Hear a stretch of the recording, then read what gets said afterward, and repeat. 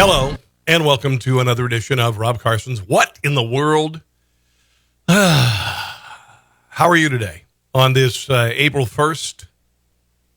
This is the first day in a very long time that didn't feel like joking. Didn't feel like playing a practical joke. What are you going to do? You're going to say, hey, we were just kidding. It's not the coronavirus. Nobody's going to die. No, not so much. Not so much. Today I was off work, and I spent the day here, and I spent the day also doing recording a show for Newsmax, which was, it's difficult because I react better when I'm live on the air rather than trying to tape a show. And it was okay. It was good. It was okay. Wasn't as good as I wanted to be, but you know what? I'm kind of my worst critic. So anyway, hello, Greg, and hello, Dorothy. How are you joining me? Going to get into a bunch of stories. The President of the United States spoke yesterday in the Rose Garden and said, expect 100 to 240,000 people to die in the United States before this is all over. I'm an optimist. I'm also not a epidemiologist. When looking at the other numbers around the world, would say that this is a worst case scenario. I'm hoping that is the case. The president, like I said, spoke yesterday, and he's got two surgeons, he's got two doctors with him, Deborah Birx and of course Anthony Fauci. And Fauci has been there with him through the entire thing. And Deborah Birx and both he and Fauci said that we are going to possibly have 240,000 people dead before this is all over the United States. And again, that to me seems a little bit high, considering that in Italy it's not near that, and they're starting to kind of level off. So here's the president talking about the rough weeks ahead. I want every American to be prepared for the hard days that lie ahead. We're going to go through a very tough 2 weeks. And then hopefully, as the experts are predicting, as I think a lot of us are predicting after having studied it so hard, you're going to start seeing some real light at the end of the tunnel. But this is going to be a very painful, very, very painful 2 weeks. I don't doubt that. I don't doubt that one little bit. Let me turn on my microphone. I'll make sure everything's sounding good. It is going to be rough. It has been rough. A study published Monday in the medical journal Lancet, Infectious Diseases, estimated the death rate will be about 0.66% of people who get it. 0.66%. Now, the original model said 2 to 3.4% out of Wuhan, China. That would have resulted in 1 million people in the U.S. dying. Apparently, they're saying no. It's not going to happen. Now, this comes from the same group, Imperial College, in London, the same ones that said that 500,000 people would die in Great Britain and 2 million people would die in the United States, and they could, in a sense, recanted. And in England, they said 20,000 or less. So I don't know what the hell we're supposed to do here, what we're supposed to believe, what we're supposed to not believe, but I know that there are a lot of climate scientists who try to scare the crap out of us and tell us that we have 10 years to live, 10 years to whenever, and they're always wrong. And they have been wrong for 40 years. Are these the same people? I don't know. I think you know from the get-go that I've said, yeah, we need to take this seriously. We need to do what Mom told us to, and that is to wash our hands, to not touch our faces, to avoid human contact if at all possible. Easier for me because I don't have any friends.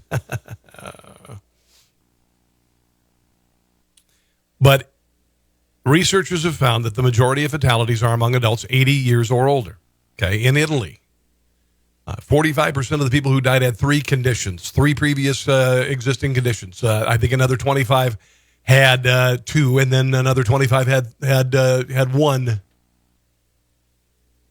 Hello, Chris. Hello, Bryrod. What up? Hello, Tim. Mark. Glad to have you guys be joining me. And the president has taken a beating over this. There's been a moving bar with regard to, what to expect. We've all learned in this together. We've all learned. And I'm still not convinced this is the Black Plague.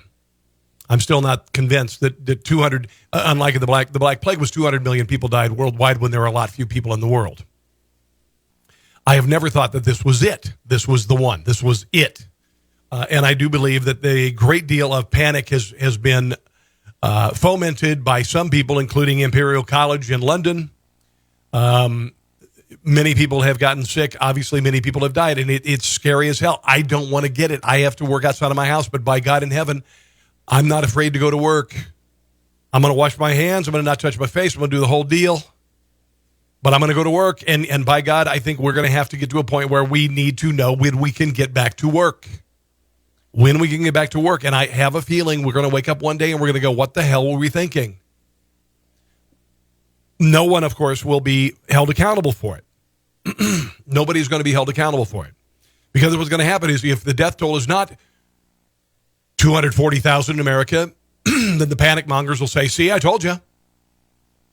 We told you if you washed your hands, you did all the stuff, not that many people would die. Okay? We told you.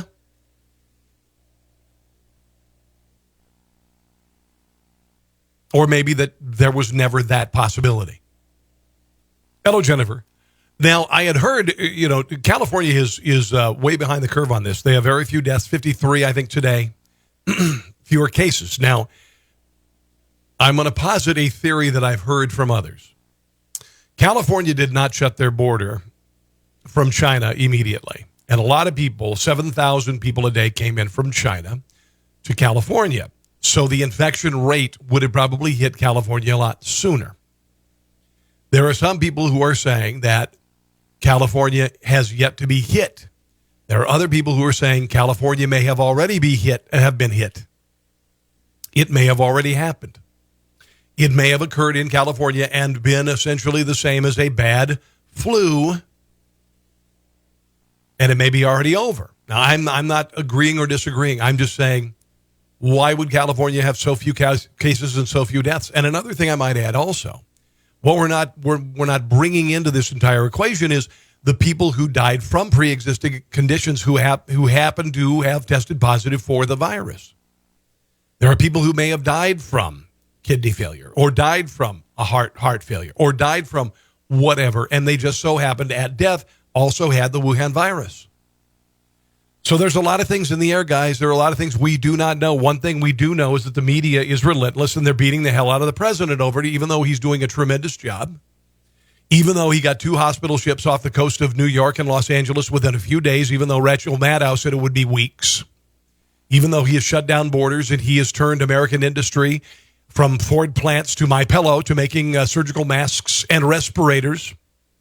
Here is Joe Scarborough going after the president for not being on this soon enough. Now, we've heard, Zeke Emanuel, that nobody could have seen this coming. By the way, neither of them are in Washington, D.C. They're both in their lovely little Florida state, sitting right next to each other in the same room. The fact is, everybody saw this coming. And I think she just exists essentially to make facial expressions and, of course, nod her head, either positively or negatively. Everybody saw this coming in early January. So I know I know you, like me. The only problem is that Joe Scarborough, even though he said he knew about it in early January, did not mention it at all until January the 24th. Until January the 24th. That's when Joe Scarborough and his lovely concubine, now wife, Mika Brzezinski, mentioned it for the very first time. This a full, almost nearly a month after the president shut down the border from China and was called a xenophobe. Oh, Chris Cuomo, CNN, just tested positive for coronavirus. Here is Chris Cuomo. And listen, I'll just say, God bless you. I hope you recover. I hope you're fine. But here he is in his, presumably probably in his basement. He probably spends a lot of time there talking about his diagnosis. And that face is mine. I tested positive. Scary, yes, as you might imagine, but better me than you. My concern is what I may have put on my family, just like you would. That is hurting me way more than anything a virus can do. So let's focus. Let's use this example of me having it as proof that you can get it too. God forbid. We have to do everything we can to avoid being sick. We have to do it for ourselves, our families, and for those on the front lines who are saving the lives of people like me and many of you. Together as ever as one. That is our remedy. What do you say? Let's get after it. Okay, that's fine. I couldn't agree more. Let's do it. Let's stop being partisan. Let's stop blaming the president. Let's, for the first time, listen to this. After 9/11, do you remember after 9/11? I remember after 9/11, the country got together. I remember going to Fountain Square in Cincinnati and gathering with 10,000 people. There was no partisanship. There was no BS. We were all in this together. And right now, we are at a crisis that I feel is even bigger than that.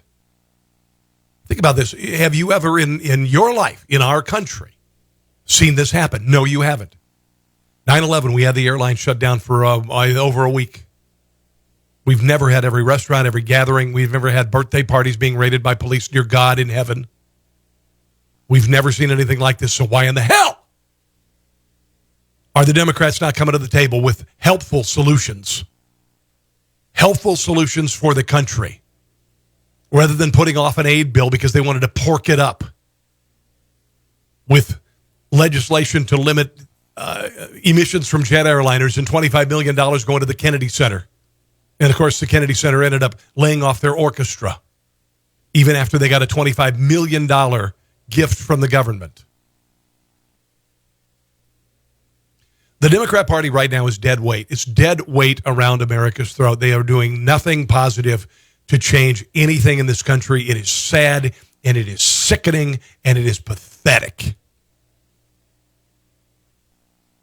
I wish Chris Cuomo the best. Dr. Jerome Adams, Surgeon General of the United States, talking about how he believes we're going to get through this in 30 days. From the spread of this disease. But the good news is when you look at places like Washington, when you look at places like California that aggressively mitigated in social distance, they were able to level and flatten their curves. And so we're looking at this next 30 days as an opportunity for the entire... Now, if they flatten their curves, okay, if they've begun to flatten their curves, then how could we expect 240,000 people to die?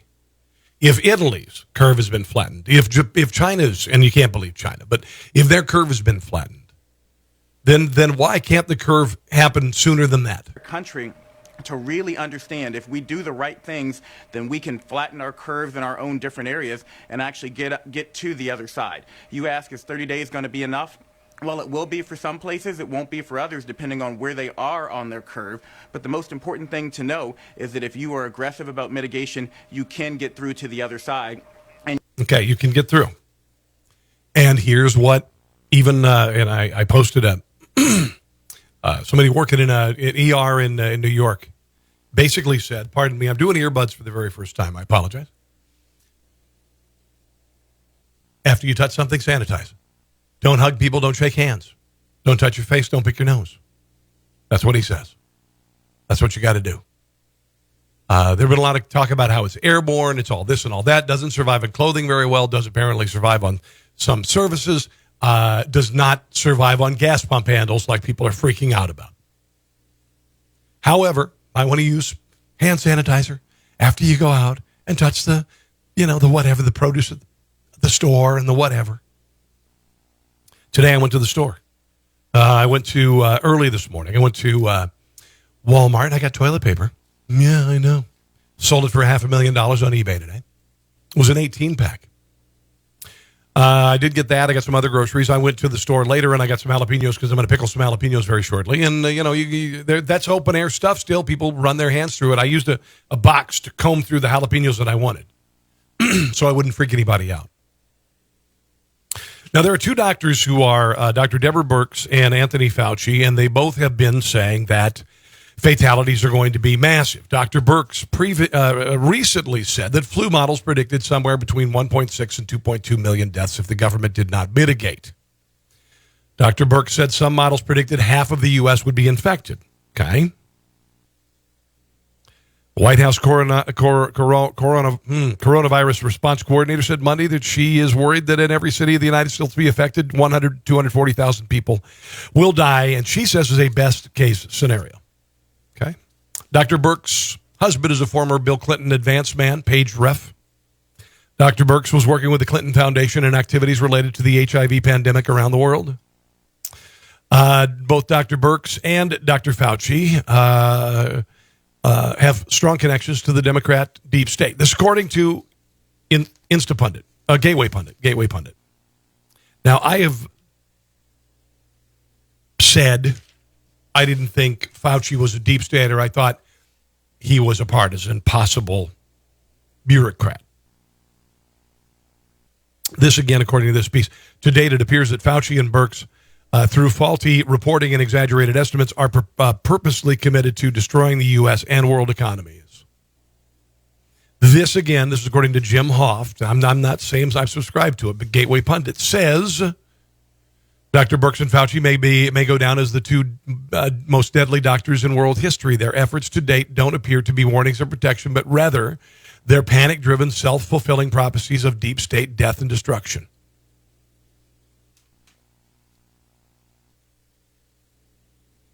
I don't know. Hi, Allison. Hi, John. Hi, Carol. Hi, Bill. Glad to have you joining me. Here's the guy who would be president or wants to be president, stumbling and bumbling once again through another couple of interviews. Joe Biden is in no way, shape, or form ready to be president of the United States. Donald Trump is doing a very good job. Here he is talking about we have 3 things to do to combat coronavirus and forgets the 2. Says we have to do 3 things quickly. 1, get more tests out there to find out who has the coronavirus. You had Vice President Pence saying several weeks ago there'll be 4 million tests out there. We're nowhere near that now. In addition to that, we have to make sure that we're able to follow, like they did in South Korea, which brought down the numbers, follow those who are infected, who they had spoken to, who had they not spoken to, who they had come in contact with, so we can track it back down so it doesn't re-erupt. And but you notice most of the states are moving in that direction now. Tennessee and others that did to death. I'm still waiting for the 3. You had the 1. You didn't give me the 2 and the 3. Remember, like the Home Alone, the kid. He's like, okay, so I got 3 things. 1, B, 2. You know, that was a drawing a blank on the John, the director. That was one of his common conventions. He'd do that. 1, B, 3. Anyway, hello, Carol. Oh, here he is talking about speaking incoherently. This is with MSNBC. Hello. And in order to avoid those very high numbers, we have to do at least several things. 1, we have to depend on what the president's going to do right now. And first of all, he has to wait till the cases before anything happens. Look, the whole idea is he's got to get in place things that were shortages of. Okay, he's got to get in place things that were shortages of. He's got to get in place things that were shortages of. Okay, they're gonna carve that in granite someday. Joe Biden got us to through the crisis by saying he's got to get the things that were shortages of. Amen, Biden. Yeah. Mm-hmm. Mike Lindell was on Capitol Hill at the White House. He was there with Darius Adamczyk of Honeywell, Deborah Waller of Jockey. Jockey apparently is making face masks, which, kind of scary. They make underwear. It's like maybe you see that thing on the flyer on your face. Not saying that's ever happened to me or I've ever woken up that way. Maybe. Anyway, they're doing it. Procter & Gamble, P&G, Greg Hayes, United Technologies, and, of course, Mike Lindell, My Pillow. They're not going to make pillows, man. They're going to make face masks. We've dedicated 75% of my manufacturing to produce cotton face masks. In 3 days, I was up to 10,000 a day. By Friday, And by the way, the most comfortable face mask you could possibly imagine. I actually love My Pillow. I'll be up to 50,000 a day. I'm proud to manufacture our products in the United States, and I'm even more proud to be able to serve our nation in this great time of need. Now, this is where he gets, this is where he starts to drive the left batty. Thank you, Mr. President, for your call to action, which has empowered companies like... He thanked the president. That's the number one mistake with the American media. My Pillow to help our nation win this invisible war. Now I wrote something off the cuff, if I can read this. Okay, go right ahead. Sure, Mike. God gave us grace on November 8, 2016. Did he just say God? Oh, no. 2016. Now the left's really going to hate him. To change the course we were on. God had been taken out of our schools and lives. A nation had turned its back on God. And I encourage you to use this time at home to get back in the Word, read our Bibles, and spend time with our families. That took some pretty big pillows to be able to say that in front of a couple of big old pillows to say that. By the way, some people have said this according to Sam Stein I'm a proponent of TV carrying Trump pressers, but allowing corporations to use them as advertising platforms seems like the opposite of news. Another person said these aren't press conferences to calm the American people. They're infomercials for Trump and his friends. Please. No, not really. He's bringing manufacturing together, a manufacturer turning their businesses upside down to make something they normally don't make. They normally don't make. Why does New York have so many cases? Why are so many people dying in New York?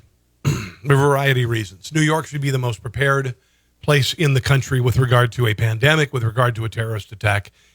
The governor of the state of New York, Andrew Cuomo, had the opportunity to have, I guess it was 12 or 15,000 respirators in 2013. He turned them down, and now they're stuck.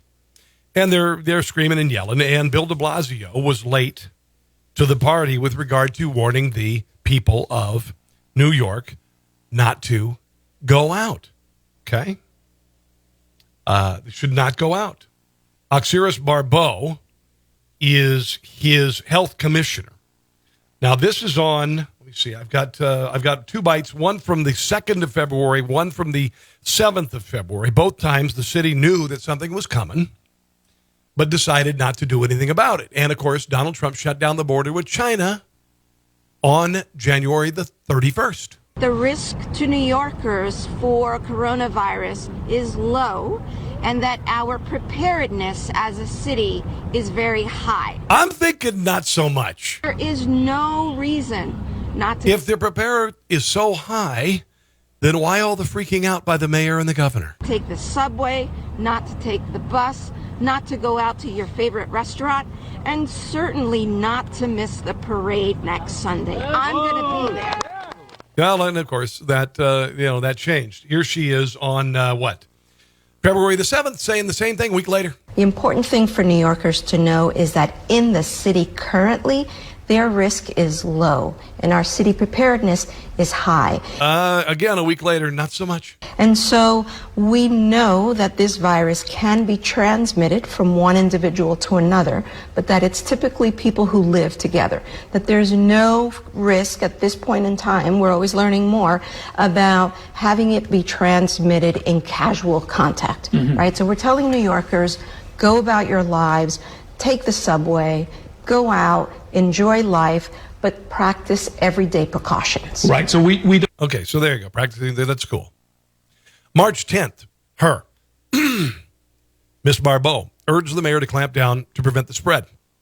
This is according to Politico. De Blasio refused. Went to City Hall to share the findings with Mayor de Blasio, urged him to begin taking drastic action to control the spread of the virus. And he apparently ignored it. A week later, the mayor began following most of Barbeau's advice after plotting through a decision-making process that was described as people involved as tense, laborious, and rife with conflict. And you know the mayor was late closing schools and all that stuff. Now, I am just bringing this up because the same thing is being done to the president. Okay? Did we need to close down everything? That will probably never be known. That will never be known. Hi, Rick. Hello, Jeffrey. Hello, Carol. Will you share with other people? That would be awesome. So apparently some people were pretty excited about Andrew Cuomo and the shirt he was wearing the other day. This is apparently him on Tuesday, and he was removing his jacket. And some people saw his chest, and apparently somebody saw nipple rings or nipple piercings, the ones that they pierce through there. Spokesman threw a big bucket of cold water on the idea. Apparently somebody threw a big bucket of cold water on him as well. Saying that the 62-year-old was not into wild piercing. Of course not. Sorry, internet. So, 62-year-old man with nipple piercings. You know what? I was going to eat tonight, but not so much now. Not so much. Somebody decided that the Empire State Building should be adorned with a red light. You know, normally the Empire State Building lighted up with red, white, and blue for the 4th of July and all sorts of stuff. And somebody decided to do this on the top of the Empire State Building, make it into a giant beacon like the top of a police car or ambulance. A tweet from the building management said, starting tonight through the COVID-19 battle, our signature white lights will be replaced by the heartbeat of America with white and red siren in the mast for heroic emergency workers on the front line of the fight. Okay, yeah, that's cool. Kind of terrifying too. Kind of like, holy crap. I mean, did that look like, oh yeah, it's for the police and firefighters, or is it, help us, Batman, we're all going to die? The display has divided opinion, with some saying it's a powerful show of solidarity, others saying it has them feeling nervous and more anxious than ever before. I mean, if the hospital in Central Park wasn't stressing you out, the Empire State Building is now red like blood, Another said turning the Empire State Building to a massive flashing siren was either a stroke of artistic genius or a serious, intensive way of panicking people. I'm not crazy about it. No. Hello, Crystal. How are you? Thank you for joining me. Please share with others. And if you would, please also get people to sign up and watch my YouTube channel at Rob Carson Show. Okay, subscribe to my YouTube channel, Rob Carson Show. A shocking moment. This is life in 2020. This is a birthday party for a little girl. I believe she was 9 years old, having her birthday in Los Angeles.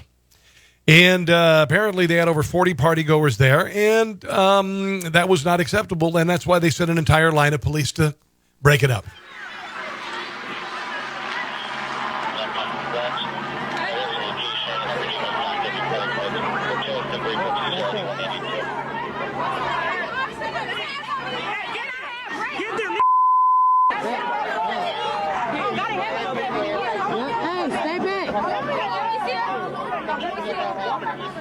Happy birthday to you. Happy birthday to you. Happy birthday. Okay. Birthday. Yeah. Happy birthday. Okay. And fortunately, the police were there for the piñata. They had their nightsticks and they beat the snot out of it. Got that candy out like that. Like that. It was. Hello, Jeremy. How are you, my brother? Nothing says calming through a pandemic like an English accent. I mean, I think nobody remembers, but they've heard recordings of Winston Churchill. Here is a recent survivor of the coronavirus, Prince Charles, speaking from his home in Scotland called Birkhall. I have recently gone through the process of contracting this coronavirus, luckily with relatively mild symptoms. And I find myself on the other side of the illness, but still in he says that every morning when he wakes up with his wife. Less a state of social distance and general isolation. I have a feeling you don't have a problem with that like most people. As we're all learning, this is a strange, frustrating, and often distressing experience. You know what? If I was him, I'd be doing like Tom Cruise in Risky Business every friggin' day, dancing around that friggin' house with my underwear. Burke Hall, the home in Scotland. I'd be watching Netflix. I'd be drinking Scottish ale, I guess, and scotch and dancing around in my underwear. The presence of family and friends is no longer possible. Not a good picture of him in his underwear. And the normal structures of life are suddenly removed. I don't want to hang out with him. If I want to hear someone, from some guy like, even Chris Cuomo, a little more relatable than that. Little more relatable. You may recall a couple weeks ago, a woman and her husband drank fish tank cleaning stuff. And the president has been saying that chloroquine is awesome, and there's a product called chloroquine phosphate that is in fish tank cleaner. And this woman said that she and her husband drank it. They mixed it in soda. Gary and Wanda. Gary was 68. Wanda is 61. Gary died. Washington Free Beacon found their names, did not release their identities. Now, here's the interesting thing, because she survived and he died. She's a huge, and she, by the way, she said, she blamed it on Donald Trump, said that Donald Trump told her to use chloroquine, to drink chloroquine, and said that we shouldn't listen to anything the president says because he lies.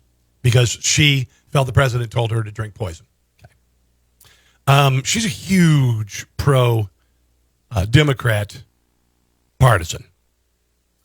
She made 2 big donations. February 1 to the Democrat PAC, the 314 Fund, a pro-science resistance.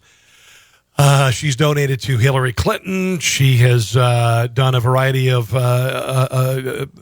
given money to the Democrat Congressional Campaign Committee. Emily's List, a group that aims to elect pro-choice female candidates. Now, do you suppose she really listens to the president? Do you suppose she really listens to the president? Here's an interesting thing as well. And by the way, she said, we saw Trump on TV, every channel, all of his buddies, and that it was safe. Trump kept telling us basically it was pretty much a cure. And they drank poison, and her husband died. Now, here's the interesting thing. She had started considering divorcing her husband as far back as 2012. She also had, apparently, some significant mental issues, including paranoia and depression. Now, I'm not saying either one of those would cause you to kill your husband, but if you combine them with a couple of other factors and ultimately blaming things on a president that you don't like and don't watch, you got to kind of wonder. Just a little. Just a little. To be continued. Ford Motor Company, they are stepping up. They are making face shields instead of cars. Here's a report from NBC News. And it just goes on like this. For everyone's safety, we gave one of our cameras to Tucker for this exclusive look inside. I really hope what we're doing makes a difference. By the way, this is Pat Tucker. While all these workers are paid, they're also volunteers, agreeing to leave their families and homes each day, putting their own safety on the line. Everything is 6 foot apart.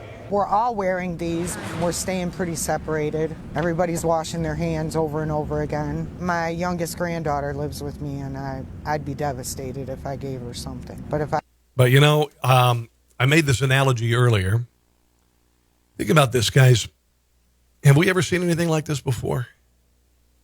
And I'm not even, listen, okay, World War II. My father was a World War II veteran.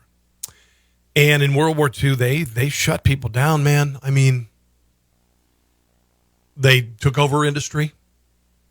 Businesses made shells for mortars.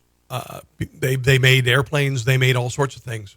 Everything was devoted to the war effort. And while I wouldn't say that this even compares remotely because we're all sitting at home, a lot of people are sitting at home.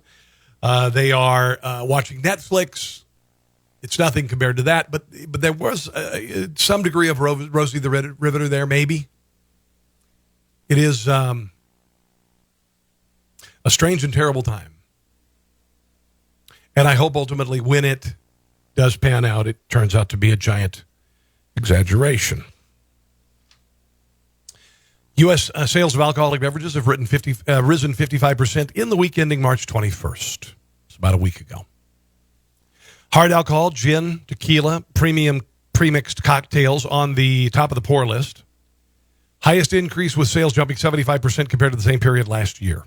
Wine and beer also following closely.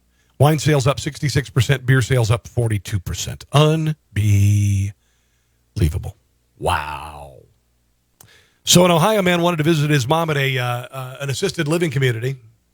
Problem is, she's on the 3rd floor of the assisted living community, and she can't come out and visit him, so he brought one of his work vehicles with him. There you go. Going to see mom. Charlie Adams, 45, decided to take his company bucket truck to visit his 80-year-old mom. Julia Adams lives on the 3rd floor in New Middleton, Ohio. Mom kept calling, saying she wanted to go out to dinner. I kept explaining, Mom, it's not possible. You can't do that right now. She was getting a little frustrated and disappointed, so he brought the cherry picker and went to the top window. He's a good boy. Glad he didn't bring his wrecking ball. Yeah. How are we wasting our time these days? Well, some of you are watching my podcast. Some of you are watching Netflix. Some of you are paying attention to social, what are they called? Influencers. Influencers. You know there's a social influencer. And by the way, there's a social influencer, and his name is the Fat Jewish. Josh Ostrowski spoke to the UK Daily Mail about memes keeping people sane during the global crisis. Necessary. The world may be at a standstill, but the internet is still churning out memes. And if you ask the Fat Jewish, memes have a bigger part to play in fighting this pandemic than just making you laugh. I basically have just been compulsively scrolling through the same 4 apps nonstop. Okay, he's 38 and he's got green hair. The fat Jewish is one of the millions of people across the world staying inside to flatten the curve. So, how is he passing the time? Memes, of course. Memes are what makes the world go round these days. The internet is out of control. The fat Jewish has amassed millions of followers over the years for his crazy antics and even crazier hairstyles. Like a boss. So, as an expert of the internet, he says memes can be a bright spot in the COVID-19 crisis. We need a distraction because if you read about coronavirus all the time, you will lose your mind. I think you got a head start on that one. That's what you have to do, influence people. Just wear a G-string and slide down a slip and slide with ketchup on it. I'm in. I'm totally in. Tragedy in Dallas, Texas. There was a tractor trailer overturned and there were hundreds of victims. Unfortunately, those victims were rolls of toilet paper. Yeah. Tractor trailer caught fire, tipped toilet paper all over the place. Fire shut down the highway. Toilet paper, which appeared to be large rolls of commercial toilet paper worth hundreds of thousands of dollars, burned extensively, estimating that it would take authorities some time to clean up. It's just so sad. Sorry. But there. Finally, I have a video that I want to share with you.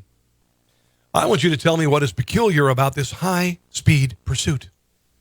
There's a car out in front of the police, driving at about 100 miles per hour. This is near Seattle, Washington. What is the rub about this, ladies and gentlemen? Would you believe a pit bull was driving the car? Yeah. Alberto Tito Alejandro, 51, arrested Sunday after he attempted to teach his pit bull how to drive. He sparked a 100 mile per hour car chase near Seattle after his car was spotted driving erratically, and he smashed into two cars. During the pursuit, troopers were shocked to see the animal in the driver's seat and its owner steering and pushing the gas pedal from the other side. I took my dog on a car ride this morning. I didn't let her drive. She's a Shih Tzu. Yeah.